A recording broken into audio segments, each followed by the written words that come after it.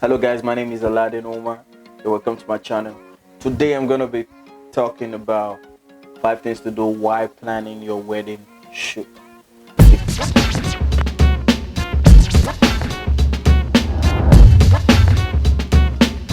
5 basic plans on shooting a wedding.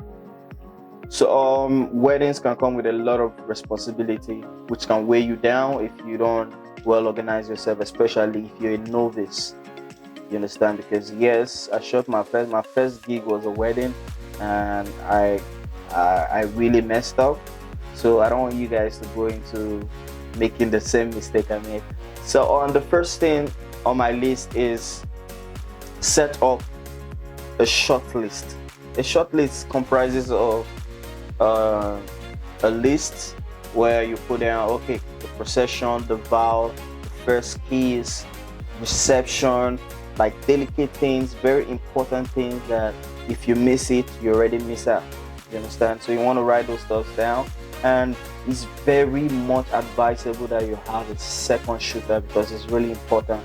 Wedding goes, you have a lot of things going on at the same time. There should be someone with the bride and groom. Also, a second shooter will be in charge of taking care of the reception, all the guests, father, because there are a lot of people that come up for a wedding and you don't want to miss out on any moment, because once you miss out on any moment, you're off the grid, and the bride, the groom, I'm telling you the truth, you're going to lose that client. So it's important that you take charge of your short list, write down what you want to shoot, how you want to go about it.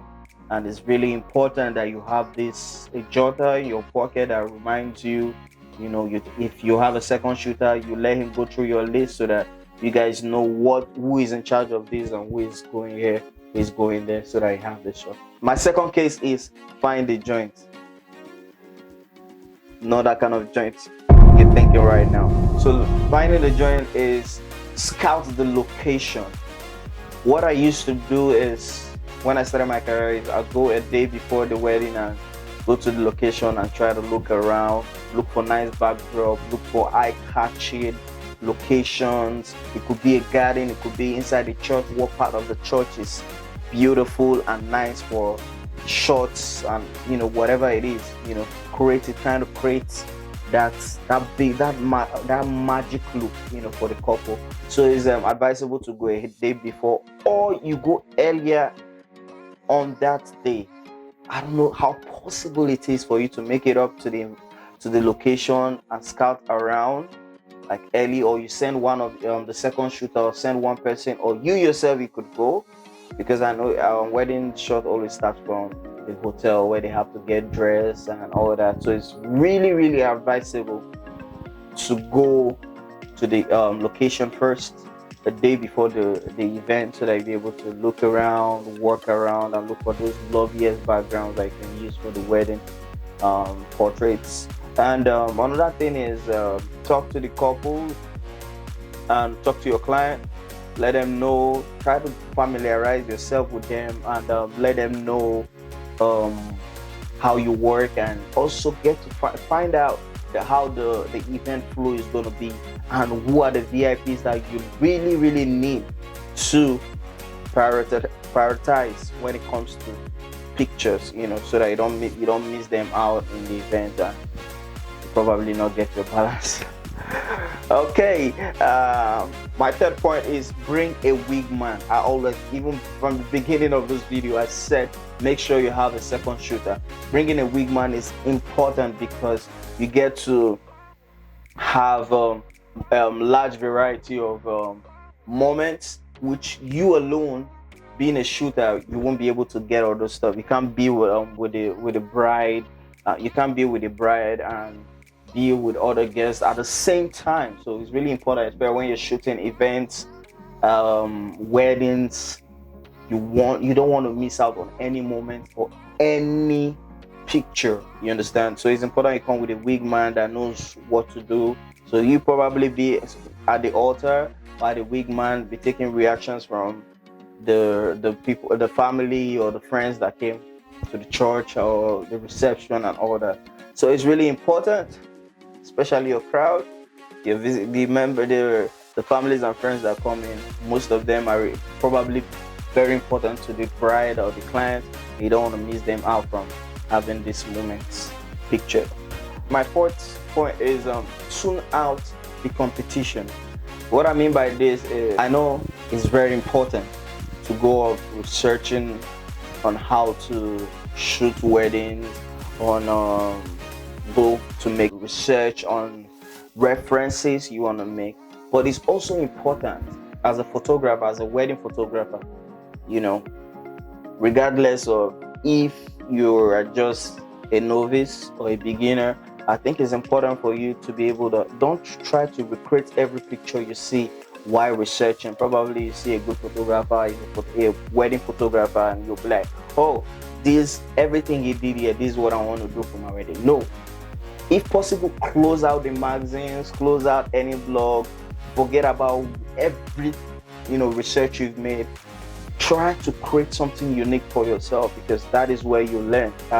Because the more you are able to give yourself that room to create originally for yourself, the better you get in this craft. So it's important for you to close out magazines or anywhere you get your references, close them out, think about the shot you want to get, try to imagine and be creative. That's why it's important for you to go to the venue before the event, so that you'll be able to take these pictures and you'll be able to create out those cut out those backgrounds, so that when you know that on the event day, you just go out and tell, oh, let's go there. You take your pictures, you go to the next background. So it's up to you, but it's important. You need to try. The fifth point is, don't be a stranger.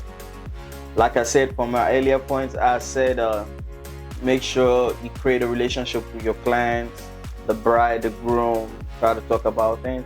Another thing is, on that particular day, it's important for you to ask questions, ask the names of people you're photographing, so that it creates a more relaxed environment for them and it eases the tension. So by the time, if you come early to the event and familiarize yourself with people and the guests, it's easier for you to be able to know who is who and all that. So on the big day, you arrive early, learn people's names, ask questions, and listen to answers. Gain your subject's trust, because like I said, if you ask them their name, it eases down the tension, and it creates trust between you and the guest. You'll be able to capture unscripted moments and means the formalities, and if you're able to follow these steps, it's going to be very, very easy for you to be able to come out with great images. And you don't just, it's not about you coming out with great images, you also present yourself in a professional manner and way to your clients. And definitely with that kind of relationship that you've created with your clients, they'll be able to recommend you with someone else or to their friends, their family, because you've already created that professional environment and friendly environment with them. So at the end of the day, it's a win-win thing. You win and they win. As a beginner photographer, keep shooting, and it's easy for you to create your unique style. You don't need to go copy and paste, because that's what I see most beginner photographers go out there to do. Try and create your own thing, try and be unique with your style, and trust me, the sky is big enough for everyone to win. Don't forget to turn on your notification button and subscribe to my channel, because I'm going to be dropping more videos, and so that more tips for you guys to learn and be better